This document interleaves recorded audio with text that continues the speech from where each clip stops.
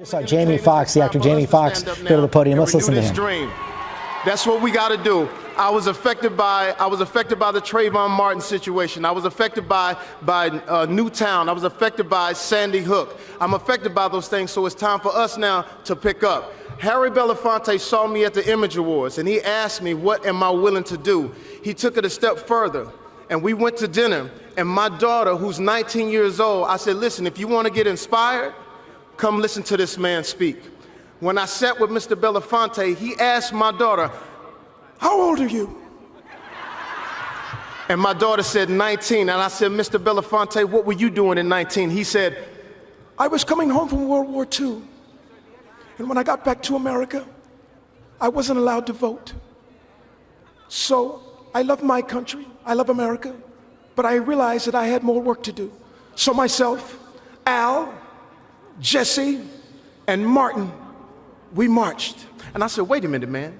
You sound like you naming a boy band group. What do you mean? Who are these guys' names?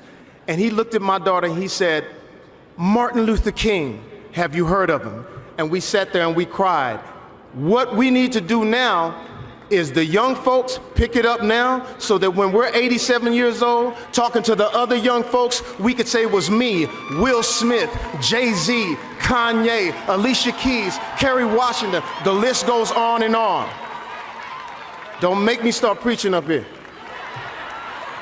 Last but not least, I have to recognize Mr. Berry Gordy. And not only that, not only did Harry Belafonte bail Martin Luther King out of jail so that he could march, he also paid for all of Coretta Scott King's bills as long as she was on this planet. Young folks, let's have some respect to our elders. That's the first thing. Last thing is this, and I'm out. I know they're telling me to get out of here.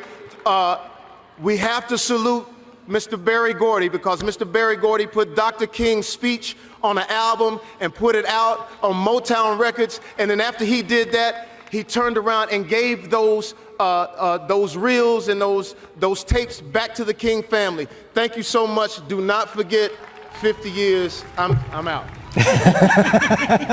Jamie Foxx, reminding that crowd there of a tradition going back to 1963. Of course, many celebrities showed up on that day as well in 1963. Harry Belafonte was there. Sidney Poitier was there. Charlton Heston. We see some of them right there. There they are, Sidney Poitier, Harry Belafonte, and Charlton Heston. The photo did come up. Sammy Davis Jr. And, you know, that made a difference, Koki, in 1963, as we see Paul Newman as well. And you see Jamie Foxx trying to tap into it today. It made a difference. And in fact, the Kennedy administration, once they realized the march was going to happen, even though they had tried to discourage it, encouraged celebrities to come, because they thought that that would make America recognize the march as for all Americans, not just African Americans. And so there was a real movement of bringing the celebrities in, and then of separating them so they weren't all standing as a clump. That they were all part of the crowd. Yes.